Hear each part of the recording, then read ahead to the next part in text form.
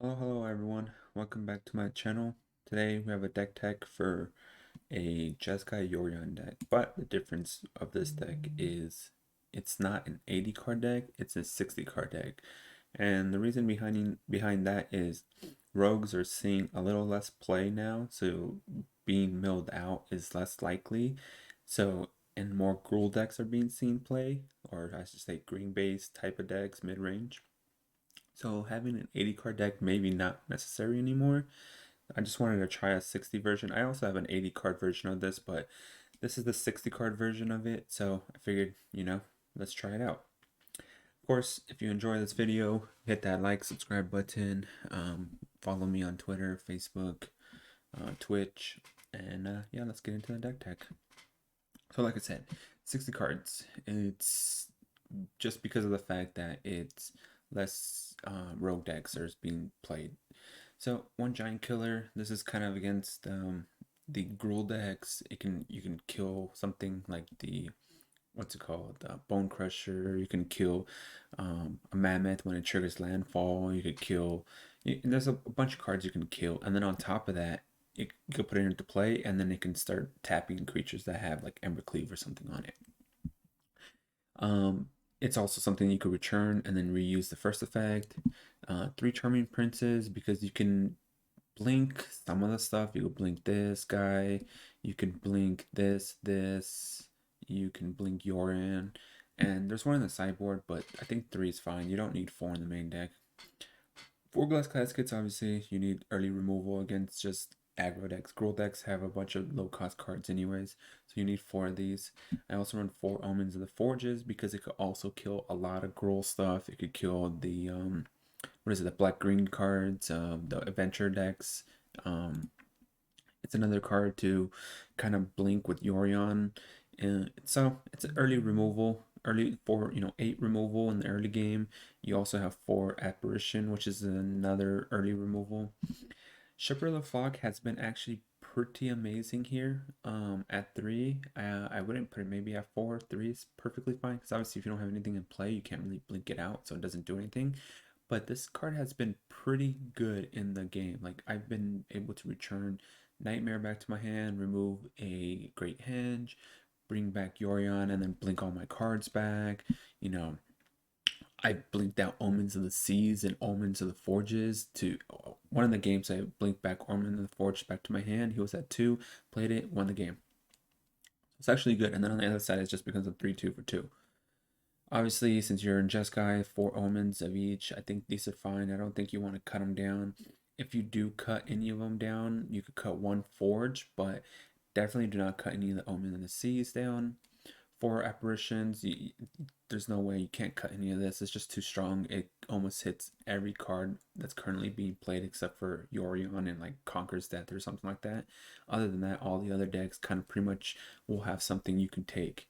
And giving them a token is not that bad because you have caskets here, you have forges, So I would not cut this down to anything below 4.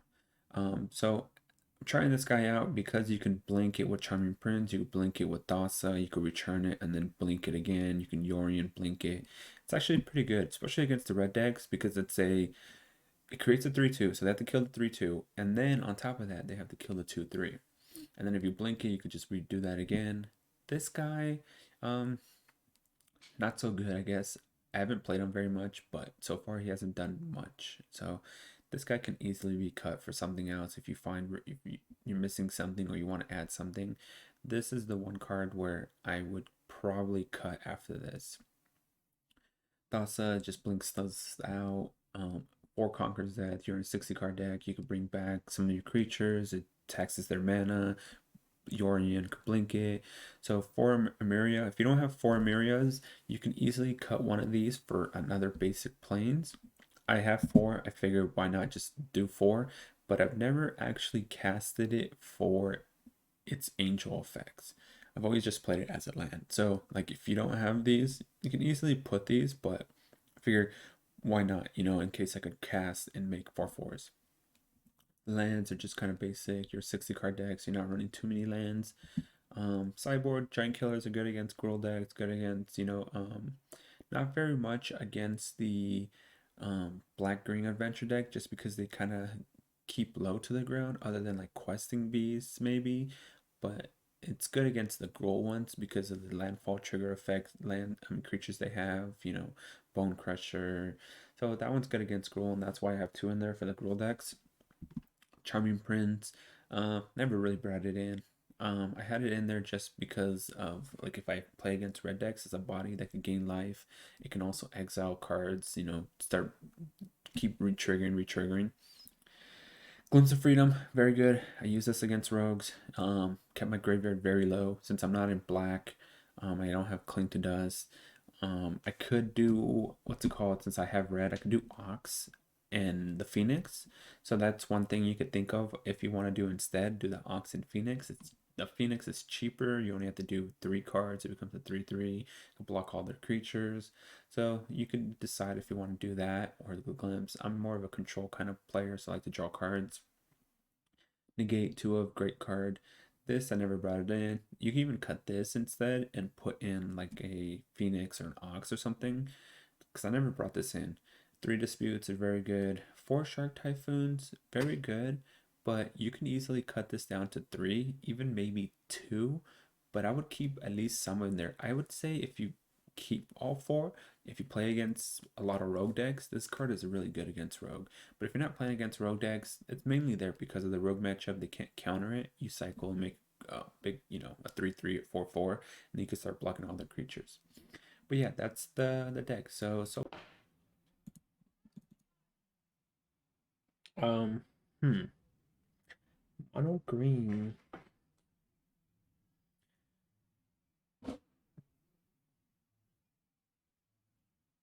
Yeah, there's a few decks people are playing open. There's a lot of people were playing best of one opens because it's harder for opponents to sideboard. But we are playing a 60 card Yorion deck here, which is not the normal, obviously. 60 card Yorion decks don't usually. Okay. Um, yeah, I'll keep. I have an early removal.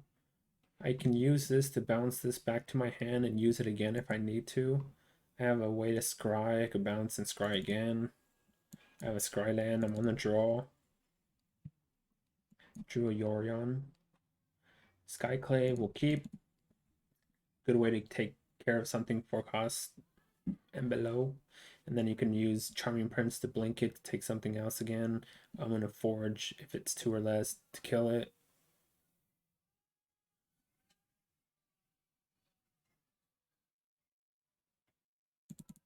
Alright, what is this? Huh, never seen that one.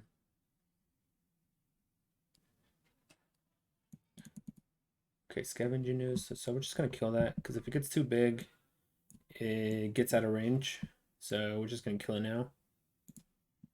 Starts throwing creatures into the graveyard some way. I mean, obviously I have creatures too, so if my creatures go in the graveyard or his creatures go in the graveyard, it'll get too big and Forge can't kill it. Might as well just use Forge now and just get rid of it. Be done with it.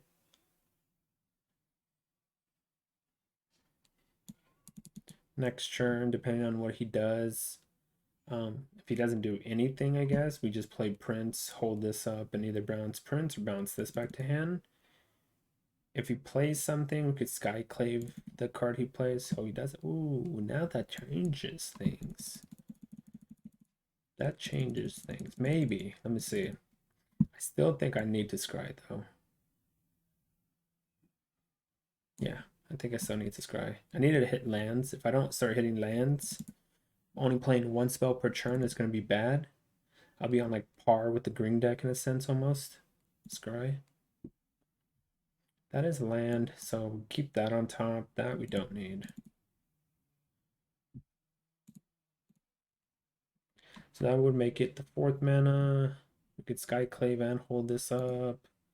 There's some plays we could do here now. Obviously, I need more lands. I need 5 to 6 lands theoretically to do most of the stuff in the deck and to use play multiple cards per turn. but that should be good enough, you know? Left struck. Yep. So now, oh, he can't even cast it because this came in tap. Yikes. Yikes, opponent. Okay. I was going to shepherd it, but eh. So, I think I'm going to play this. Does he have... What does he have? Why is there... Did he have Crash Through in his hand, I believe? That's the only way I can see he has Crash Through in his hand. Because why would there be stops here? Green doesn't have anything at instant speed except for Crash Through, I believe.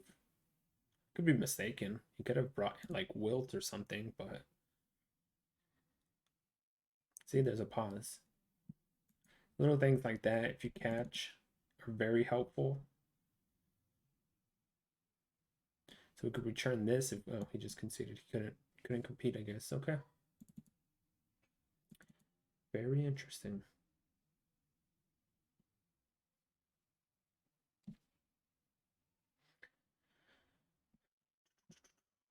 Yes. So is your internet fixed now or what? Better internet? You're gonna be able to start playing? I mean, you have all the cards, you know. So it's like, just start playing. Have to also, ugh, well, that's a bad hand. Cannot keep that. All right. Guess we go bottom one of the Yorions. We have to keep that. I can have this and or this, and I have 3 lands.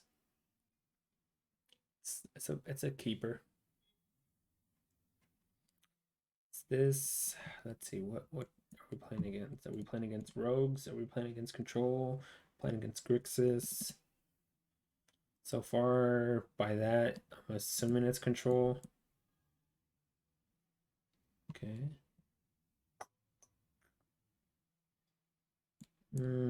So 1, 2, 3, 4, 5. We'll bottom one of the lands. Take that one. Glass Cascade's not very helpful here. Especially if he is a control deck. Glass Cascade does nothing. I mean, it's looking like it's control. Charming Prince. I'll grab white. I have 3 blue, 2 red. Majority of this deck is white, so let's just grab white. Let's see what happens here. So there's a... You can play something. Either counterspell. Let's go ahead and scry. Don't need 2 more lands. Don't need that.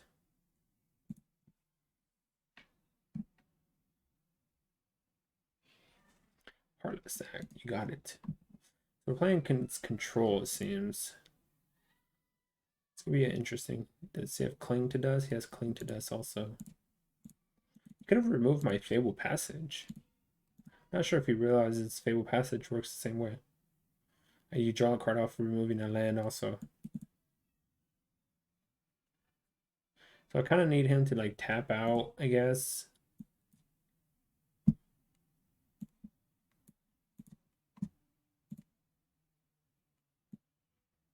And since I'm a 60 card Yorion deck, he doesn't know that I'm playing Yorion. Because obviously there's no companion. I don't think I could wait. Game 1 shouldn't be... game 1 will is probably very difficult for me. Game 2 and 3 should be a little better because I'm bringing in counter spells.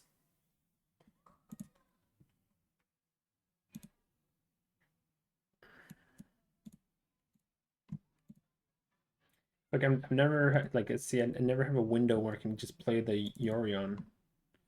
What is this? It's not a control deck. That threw me for a loop.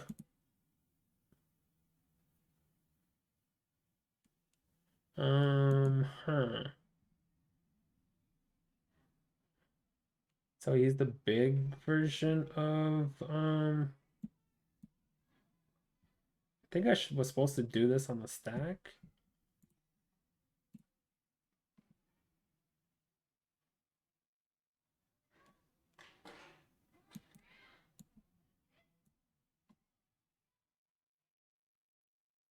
Yeah, I'm pretty sure I was supposed to do. Oh, and I was supposed to probably do it before the attackers also.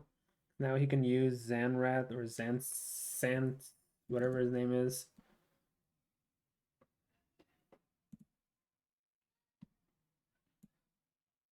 All right, I'll go for the. Can't counter it unless you can mill something here and then play Drone the Lock. Didn't say please. Yeah, forgot to play that too.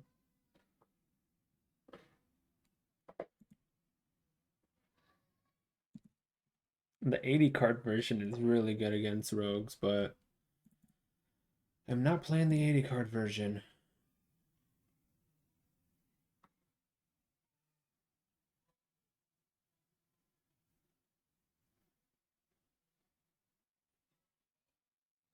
Oh wow, I had enough. Okay.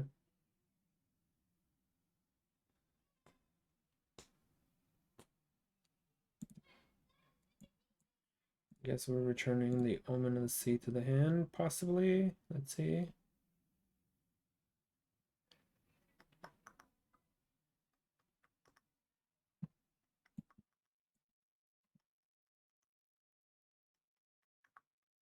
And he has the 8 card or 7 card hand. This is not gonna go well for me. You can just cast every single card he has.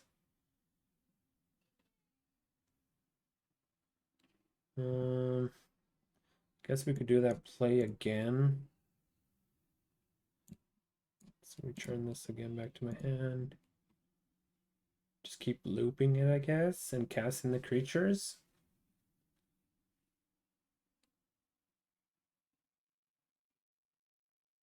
Sure. I don't wait, what? Why did you put a stop on my what was the point of that? Lost. That was weird. Huh. Okay. Very interesting.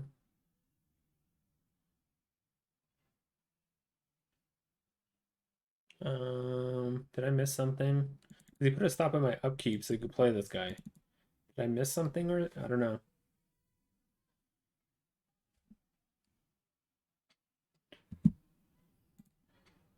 Alright, let's see. Attack.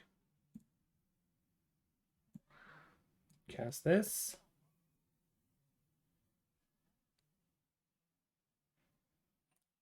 Sure. Essence Scatter. Yep, I forgot they played that. Sure. I guess we play it on blue. Just might as well play it out. There's no reason to hold it. Charming Prince, Charming Prince. I don't need double Charming Prince. Play the Charming Prince. Let's do some scrying, I guess. I don't know if I need any of those.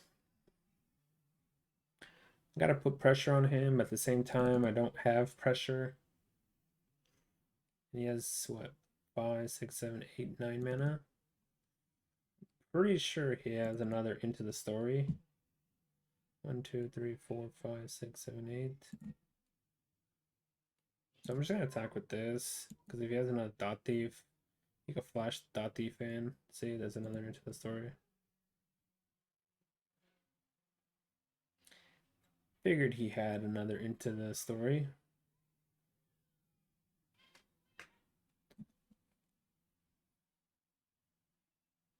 Probably should have attacked with the Prince maybe too, just to bait out.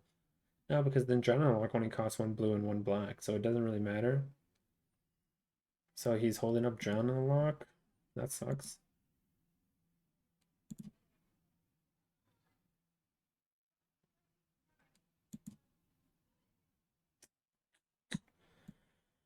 Alright, we'll try this and see what if this resolves, I guess. Most likely won't. General Lock, I doubt it. He could just let it resolve and then brazen it, but Rogues is supposed to be like one of the worst decks in the format again, but it doesn't stop people from playing it, I guess. A lot of the pros don't like Rogues right now. It's like not good against Gruul decks, and Gruul decks are very popular right now. But you know,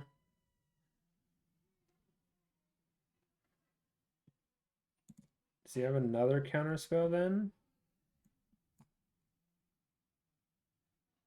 If he has another counter spell, that's just probably game. No point in continuing. Looking. He's digging. Do you have the didn't say please? Essence scatter. Another general log. Alright, I'm just gonna concede. There's no reason. Continue that. Alright, what do we have? We have these are good against them. Bring those are good against them. Alright, so giant color, no. Don't need that, don't need that, don't need that. Conqueror's bets are no good here. I could take out one of the shepherds here. I think 62 is where you want to be, kind of. Just so it makes it a little less likely for you to be decked out. 2 cards doesn't make a difference, I guess, when they're trying to deck you out. But, hey, 2 cards might matter. But yeah, the 80 card version is really good against this deck. I have the 80 and the 60. Wanted to try the 60 just because Rogues lost popularity. You don't see it very often, if any at all. So put the 60 together because it's good against like the Gruul decks. But oh, we faced into a rogue deck. Can't keep that. Yep, I guess we keep.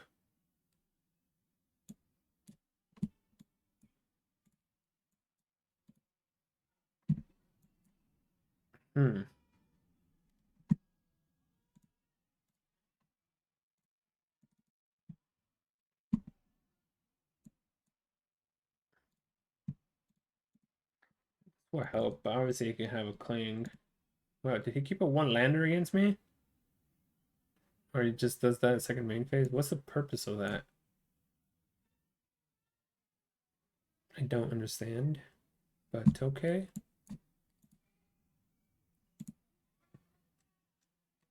Maybe I should have saved it because he could have a cling. No, it doesn't have a cling.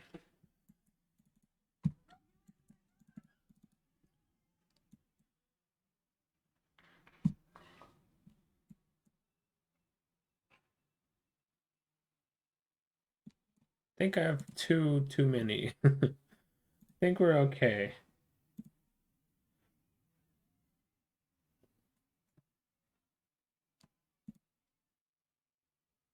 He hasn't milled me anything. This is really weird, but at the same time, my hand not doing anything.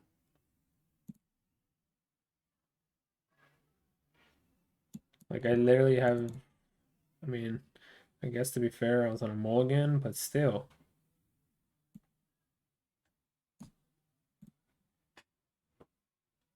Like, my hand's just doing nothing.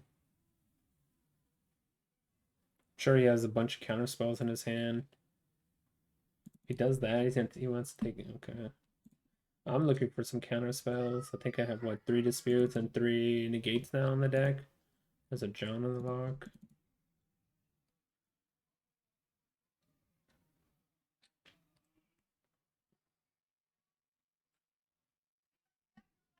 Alright, let's see. We'll go ahead and sack it.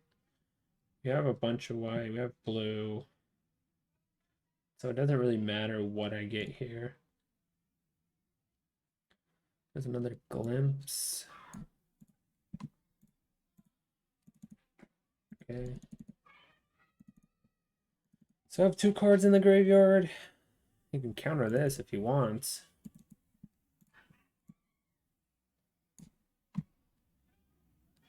Did he like take all his creatures out or something? Because like, and why is this happening where I'm just drawing? Like, I need him to have creatures in play. Like, my hand doesn't do anything otherwise. I guess let's just do this. Force him to play something. Hmm. So he plays didn't please, I guess.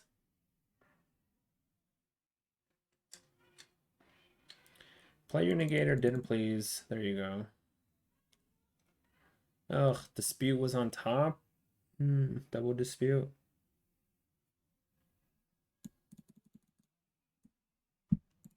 Hmm.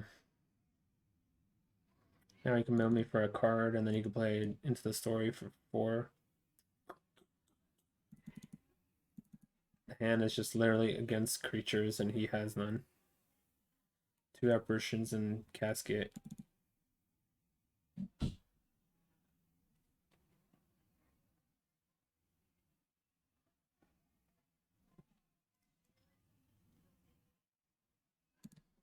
Come on, opponent.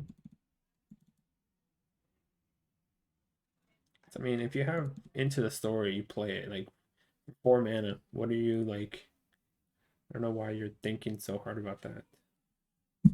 Another Yorion.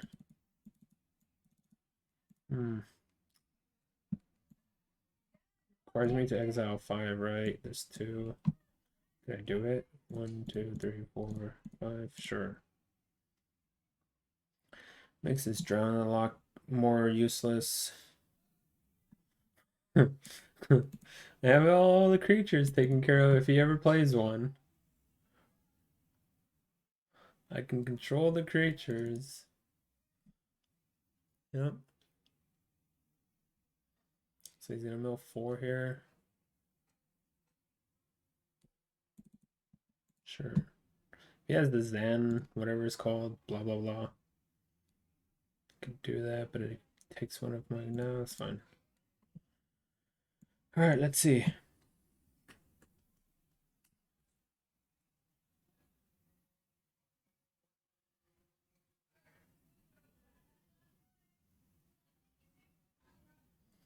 What do you have, opponent? If you try to clang my glimpse, I can use the glimpse to get rid of it. Try another one.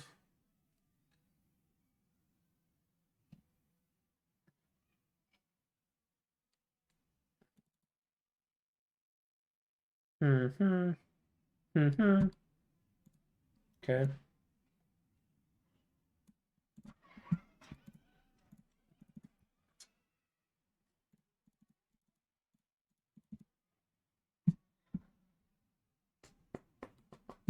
Him having the castle kind of sucks because now he can just draw at will and have no pressure against him. So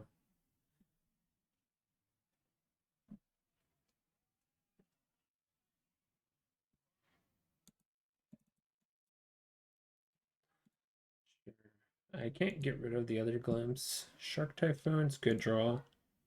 I could just use it as a cycle.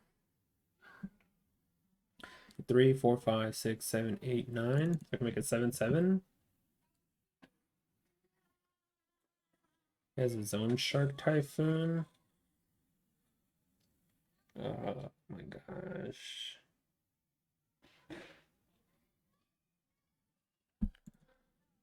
Yep.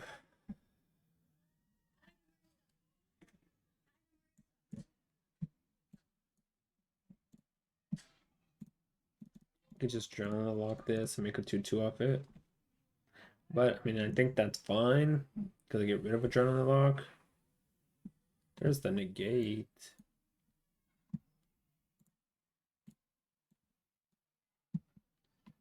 One, two, three, four, five.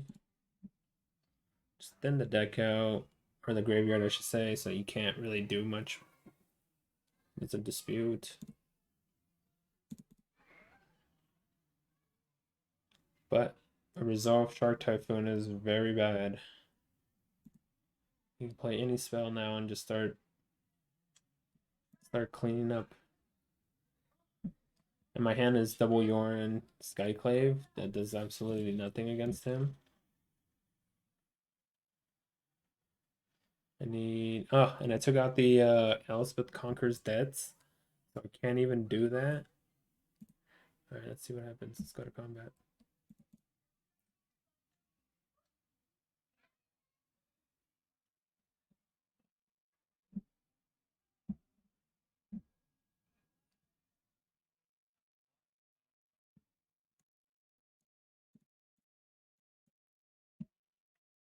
Okay, let's see what happens. I think both of them is fine. Sure.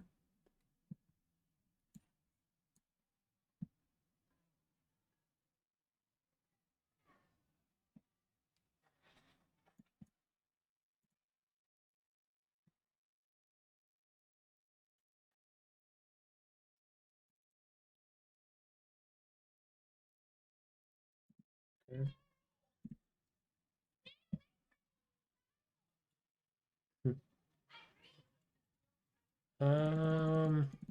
So I kind of want him to 1, 2, 3, 4, 5, 6, 7. I have 10 mana. All right.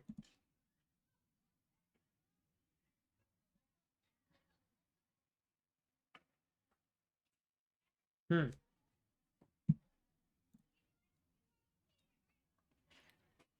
Guess we're just gonna play this out anyways. He's not attacking, so we'll go to the face, I guess.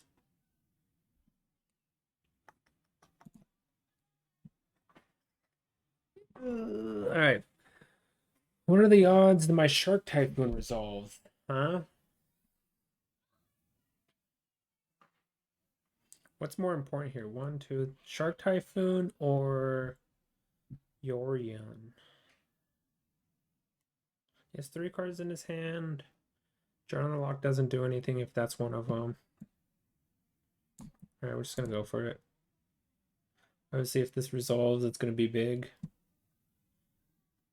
We're gonna try and negate his negate.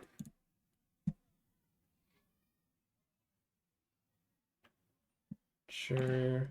Take 3. Souls. Okay. Shark Typhoon of my own is in play now.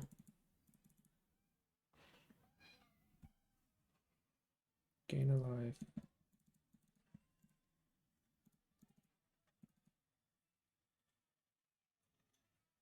Three, 4, 5, 6, 7, 8, 9, 10. I draw another land, it'll be 11. There it is. So let's see if these can start resolving, I guess. Does he have an Essence Scatter? He does. Okay, well, let's see if he has another one.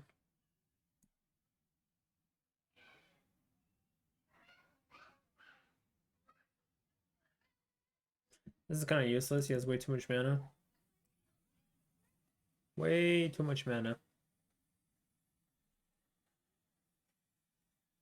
He has a Cling in his hand. Because he highlighted my Glimpse. Yep. He has, alright, didn't work for him. Blink, blink, blink. Sure.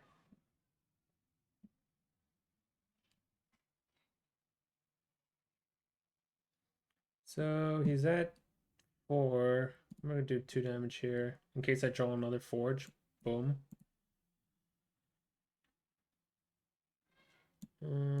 Charming Prince is fine, I guess. Can scry me a card. I can blink Yorion.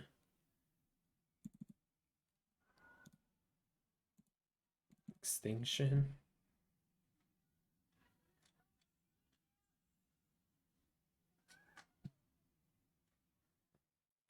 So if he didn't have a counter spell last time, I wonder if he'll have one this time.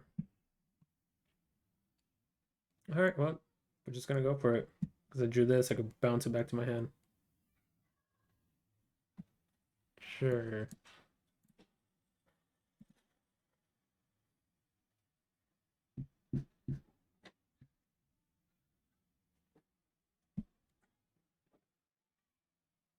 Can't use Castle.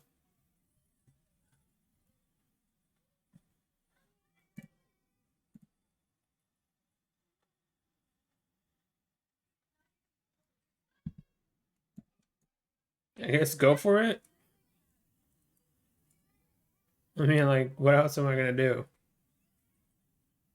Yeah, like, I'm not going to not go for it. Like, did he just change into a complete control role? Look at this. Like, I'm not very sure what he said. Maybe do I bring in the Conquerors back? I don't think so.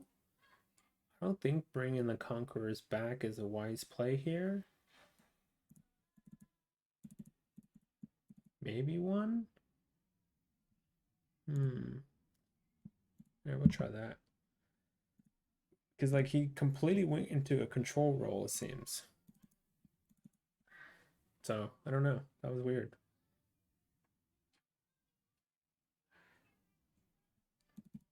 He played, it looks like, just a little bit of creatures. Give me 1 second.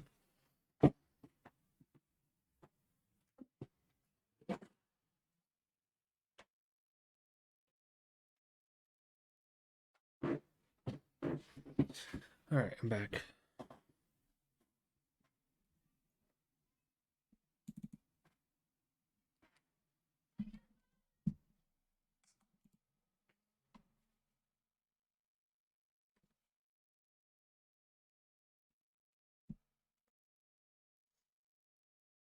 What are the odds that I would draw blue swords, huh? What are the odds? Normally, if I had a blue source, this hand would be good. I'm on the play. Oh man, I'm on the draw, I should say. Oops, on the draw. Alright, I'm gonna take a risk. We're gonna take a risk here. If I draw 1 blue mana, how much blue sources do I have in the deck? Let's see. 20. Let's see. No, I have 4, 5, 9, 12, 13. Ooh, there we go. Hit my blue source. Exactly how I drew it up. Exactly how I drew it up. Sometimes, you just get lucky. Other times, well, you gotta take, risk it to win the biscuit, as they say.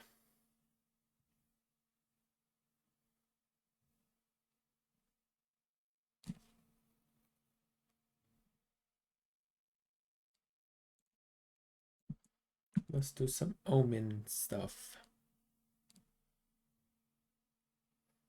I do need lands. Maybe I don't need this one. Let's see, I have 1, 2, 3, 4, 5. Maybe I don't need lands, actually.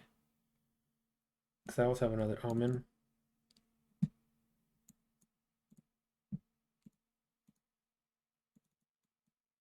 So technically I have 5 lands here. I have another omen that can maybe give me my 6 mana.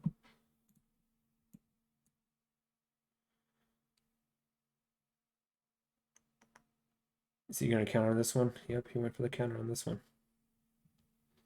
And see, I drew another land anyways. So we're just going to cycle the Shark Typhoon for 2 and put some pressure on, since I have another one anyways. Sure.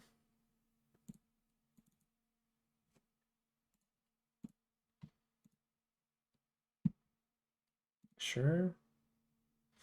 All right, well, we're just going to cycle this for 2 and use it as a chump blocker. There's a glass casket. Can get rid of this. There's a glimpse. That's good. So play this. Get rid of the Thought Thief. Sure.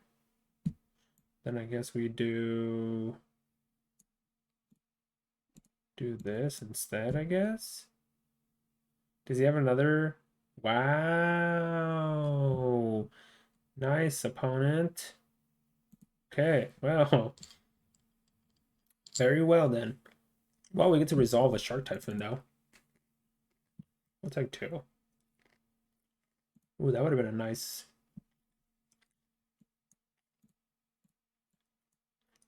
We got a Shark Typhoon to play now.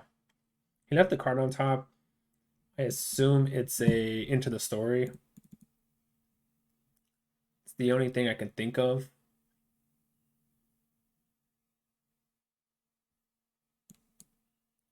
All right, so we're not going to attack because we can block and then forge it.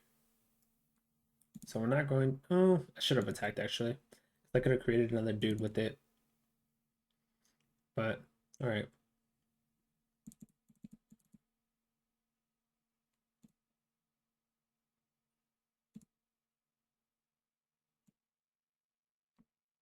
What's the pause there for? What does he have that it threw a pause?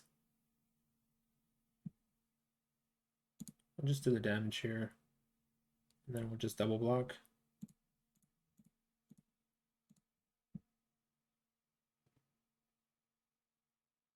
Resolve Shark Typhoon is very bad for the opponent.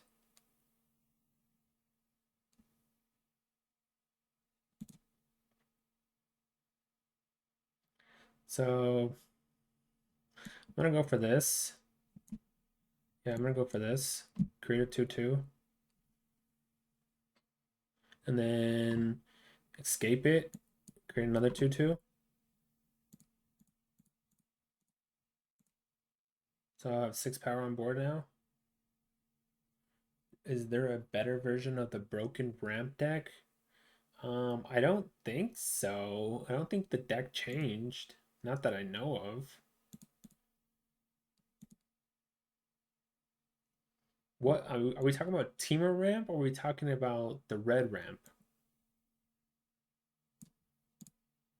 Like the Ulamog ramp. Are we talking about the Ulamog ramp? Or are we talking about Teamer ramp? He tries to cling. If he has cling, he tries to cling the glimpse of freedom. I'll just use the effect. Draw some cards.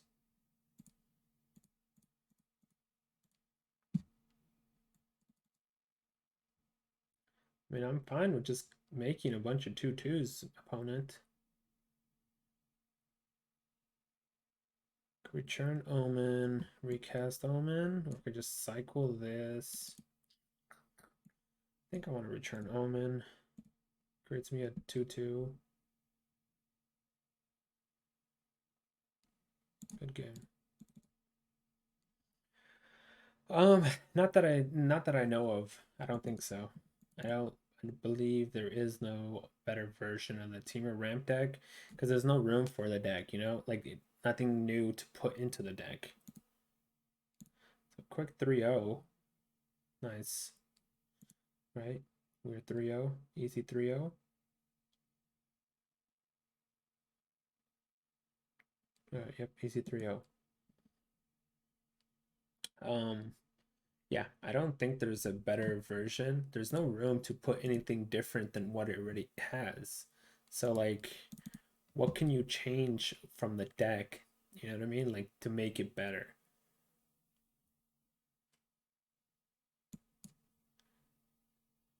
So it's not showing companion. So I guess we keep because we're putting him on an aggro deck if he doesn't reveal a companion.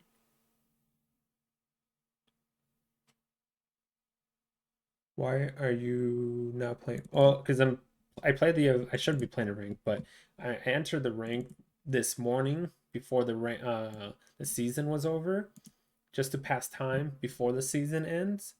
And so I entered the event because I didn't want to play a game and lose and then just drop out of drop under 1200. So actually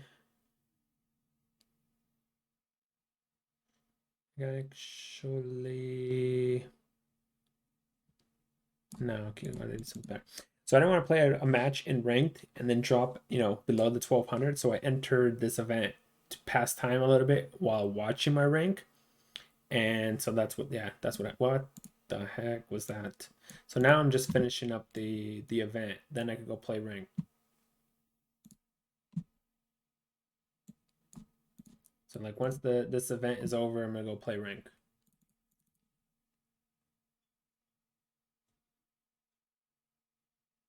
I put a casket to the bottom and then drew a casket. Bone Crusher. Dun, dun, dun. Guess we'll just Skyclave it. Guess the only But I have an answer to Question Beast, I guess. The only logic to playing this over Skyclave would be Questing Beast. Because if he has Questing Beast, I get a Skyclave Questing Beast. I can't. Ugh, he does have Questing Beast. That's that's unlucky. I just like literally called it out and then he has it.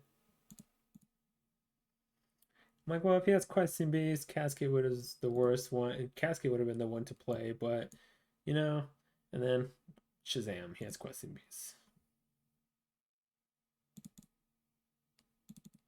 I called it out. Should never call the card out because whenever you do, it ends up being the card that they play.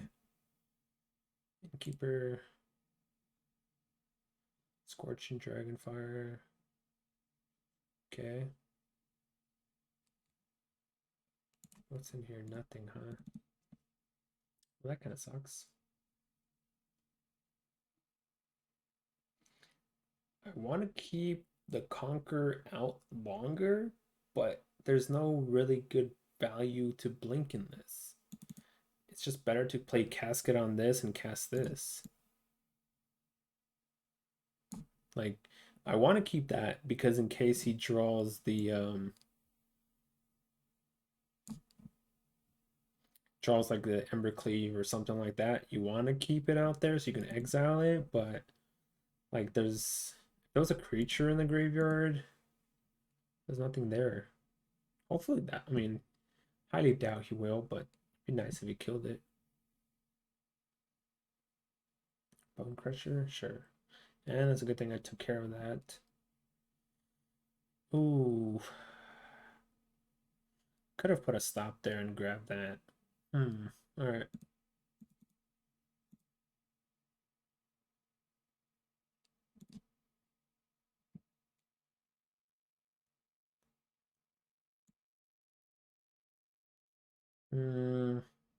Yeah. I guess we blink in this. Create another 3/2. Embercleave would be bad. But I have a giant killer to kill whatever he cleaves. Ugh, he has a cleave in his hand. Alright. Well, we're gonna make him kill. We're gonna make him sack one of his creatures, in other words. Yep.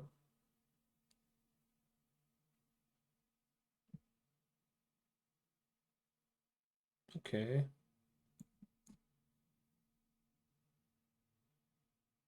Well, I need that. I guess it doesn't hurt to have that. Actually, let me see. Yeah, I'd rather have the land here now first. Because now I can play this on white. Let's go ahead and destroy this. And then I can cast it.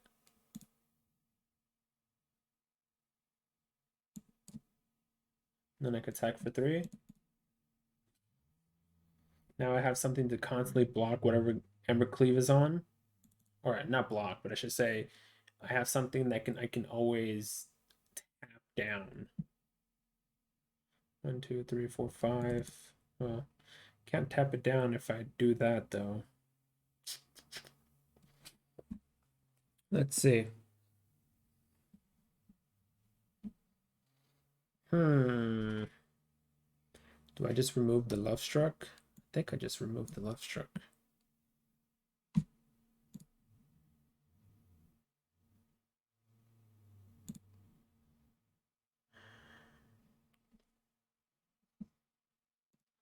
All right, I'll stop. I won't attack this turn. I could return this. Here's another Love Struck. Could return this, but kind of also want to get Yorion back.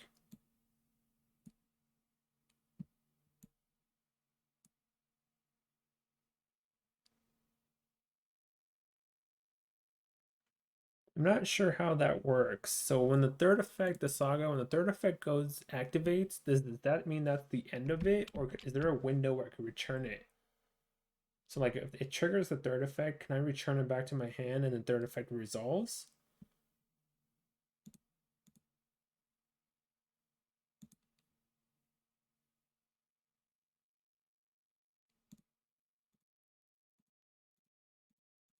Guess let's find out. I'm gonna try it.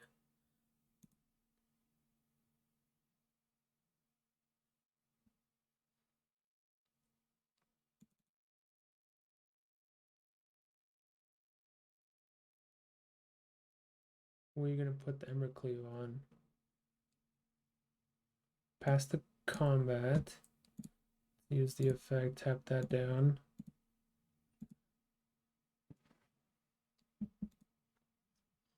Can't attack.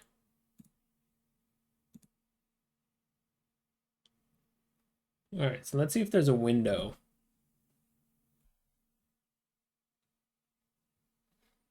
Why would you equip it to that? I could just keep tapping it down. Alright. So draw. Main. So it triggers.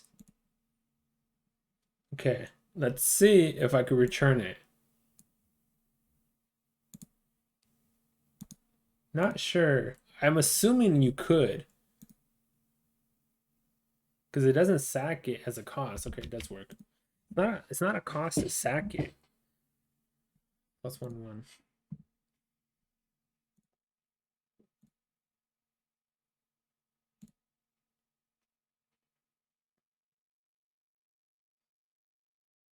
Probably should have done that too. So that way I could have blinked it also. But I want to play Conquer here instead.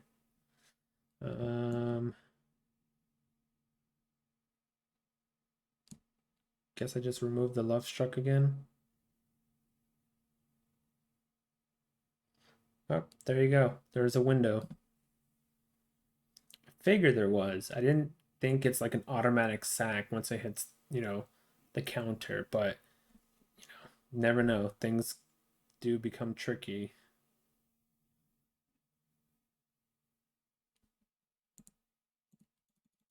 You have a Bone Crusher in your hand? So I guess that's why you put it on this. You could Bone Crusher this. Makes sense. Then you can attack freely. But I threw a rock in your plan with the Shepherd.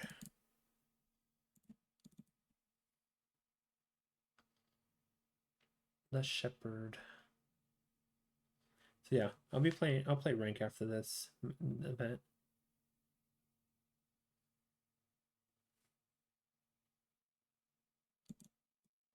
So, I mean, he has Bone Crusher in his hand. Clearly he has Bone Crusher in his hand. Because there wouldn't be a stop here. He must have disconnected afterwards or something, or he's just wasting time, I don't know. But he has a Bone Crusher in his hand.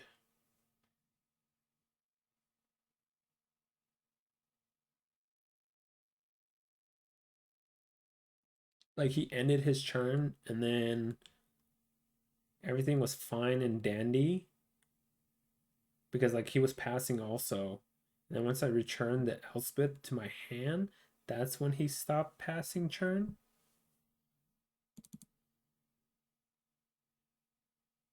The ECD, once the ECD came to hand, now the pause stopped. Because, like, it was going through the phases, so it gave him the opportunity to respond as well. But he would pass. Then I passed, then he'd pass, and then I passed, and then he passed, and then the third trigger happened, and I returned it. So, but I mean, it's fine. I mean, he could have just disconnected, I guess. So we're taking the Love Struck here, clearly. And we're just going to attack with this, because the other guy comes back in, and he triggers, creates another 3/2. I'll keep that on 1, 2, 3, 4, 5, 6, 7. That would be 8, 3, 4, 5, 6, 7. Wait, so 3, 1, 2. Actually, maybe need both. I'll keep them both.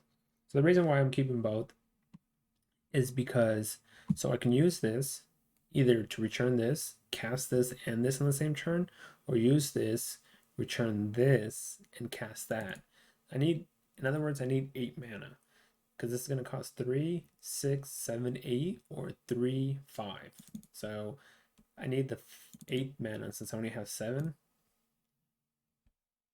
And I can do all of them in the turn because This is gonna cost what, 3 blue? I have 4 blue and a red. So I could do blue, blue, let's say blue, blue, white for this. I could do blue, white, white for this. Then I could do red, white for this. Or I could do blue, blue, white for this. And then obviously I have white and blue for Yorion. So either way, I needed 8 mana. So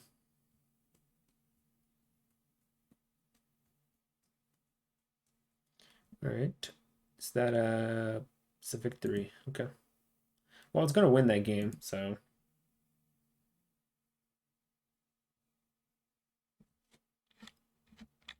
all right, so that's a quick 4-0. It's a quick 4-0. Right, it's quick 4-0. Yeah, quick 4-0.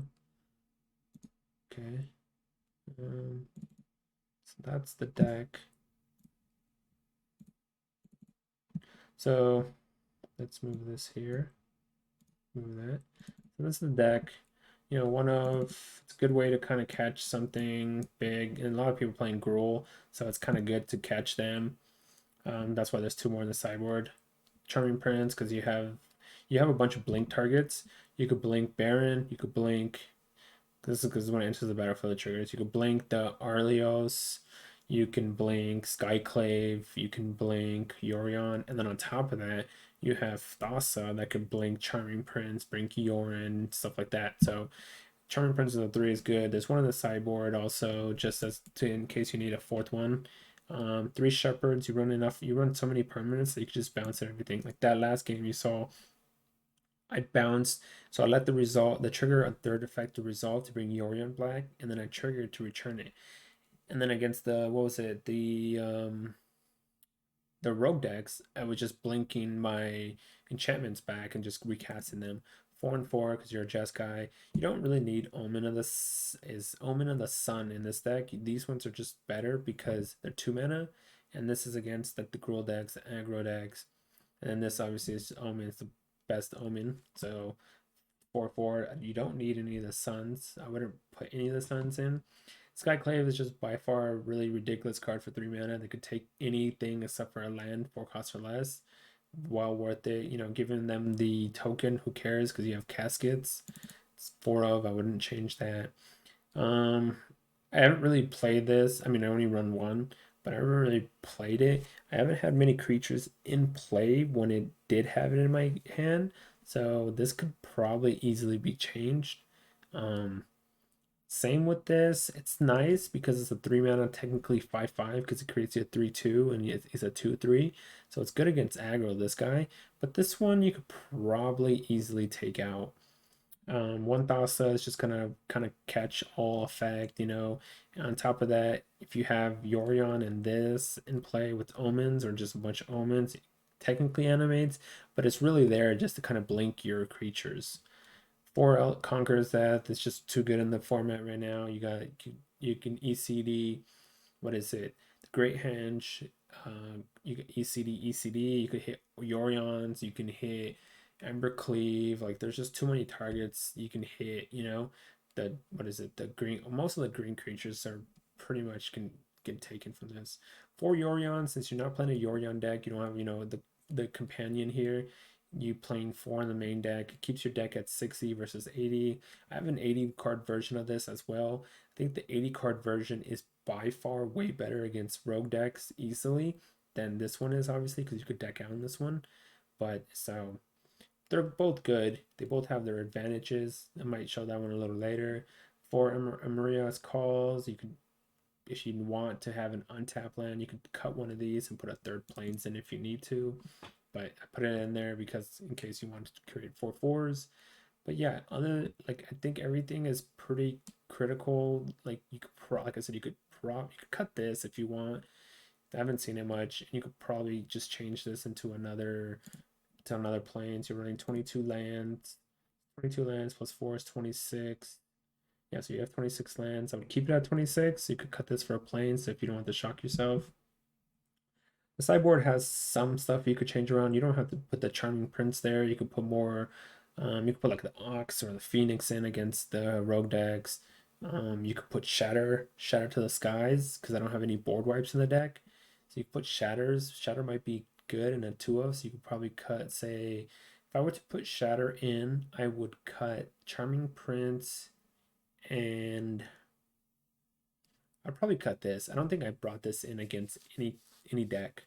So I would cut this shot. I would Charming Prince and this for Shatter. Glimpses against the rogue decks. Negates against, like, obviously any Yorion deck, any rogue deck, anything like that. Like, I never brought this in. I put one in the sideboard in case it was really good. It's good against red decks, so if you play against red decks, it's good because it creates a 2/3 body and a 3/2. They have to kill the 3/2, and then they have to kill the 2/3.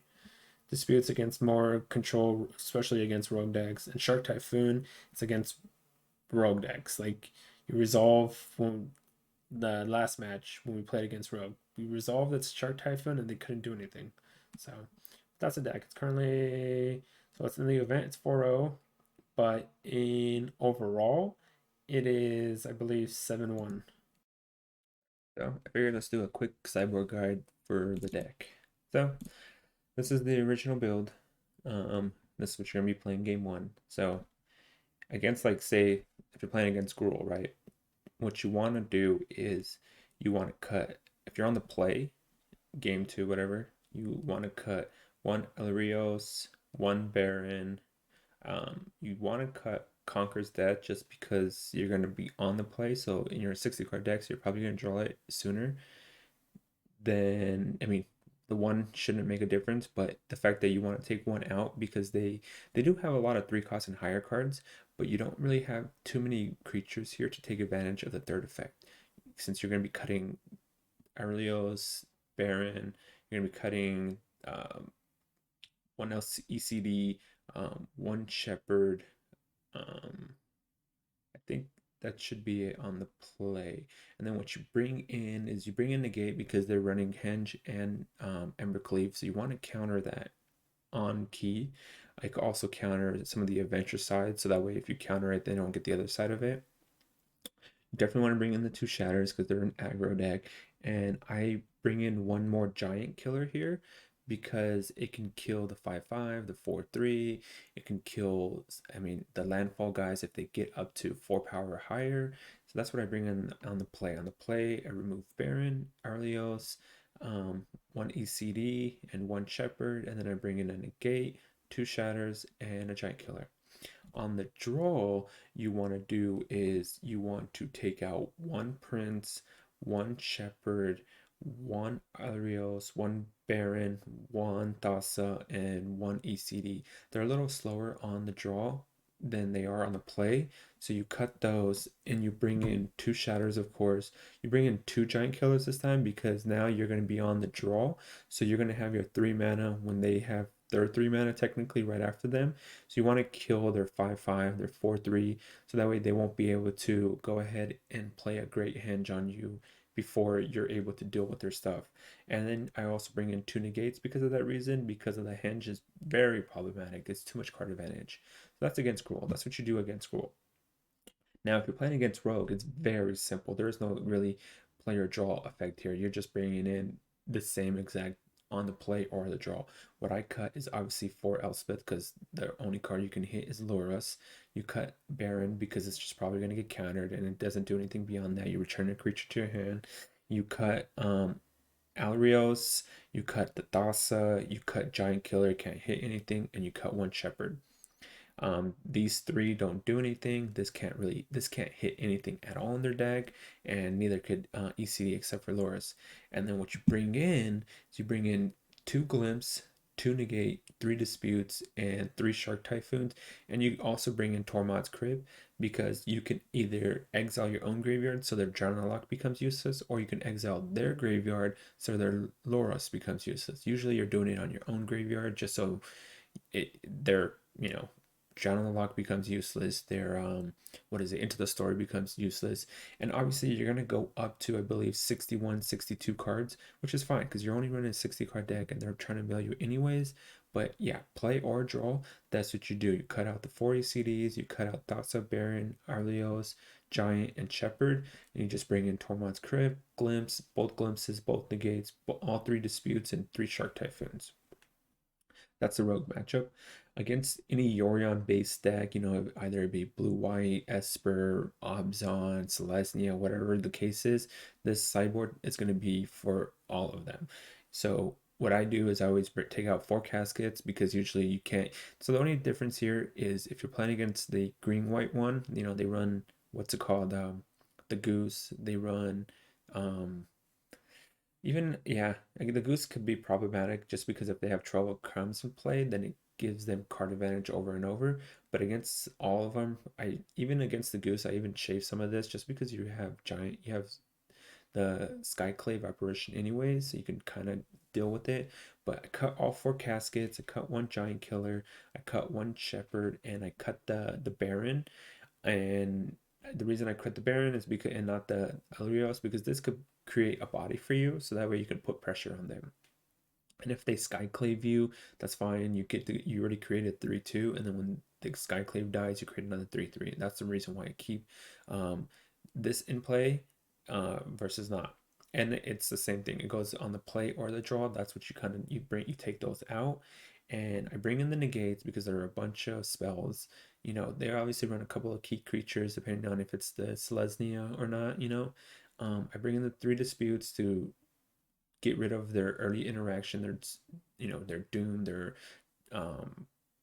what's it called? I mean, if you're on the play, obviously you could get rid of Doom and you can get rid of Trello. No, you can't get rid of Trello comes, but you could get rid of Doom. Obviously, they're playing Yorins, 1 mana counterspell against Yorins, and I bring in 2 Shark Typhoons here just because you can cycle this and put pressure on them, so that way, because they're most likely going to take the removal out against you anyways. So, and Skyclave can't hit the tokens, so you just cycle this and start going to the air. Also, that's against Yorion based type of decks. So now Rakdos mid range, Rakdos sack. It's up to you. I haven't played much against the Rakdos sack deck yet since it's kind of new. But the Rakdos mid range decks, what I do on the play is I take out ECD, I take out Baron, I take out Athasa, I take out Shepherd and one Shepherd and one Giant Killer. And what I bring in is Tormod's Crypt because you need to exile their graveyard so that they don't have Cruxas. Or they're obviously going to bring in, what is it, the Ox also. So it's a good way to exile the graveyard. I bring in 2 Shatters because most of their creatures are 2 power. So they have Tryon, they create tokens.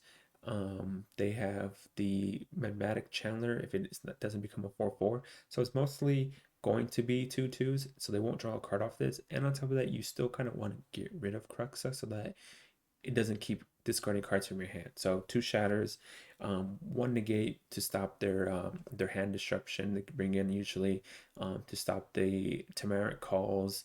I bring in one of those, and I bring in 1 Glimpse, just to try to keep up card advantage wise, since they're making you discard so many cards. This is a way where it feeds your graveyard, it's going to start getting big, and then this is a way to recruit some of the cards they discarded from your hand.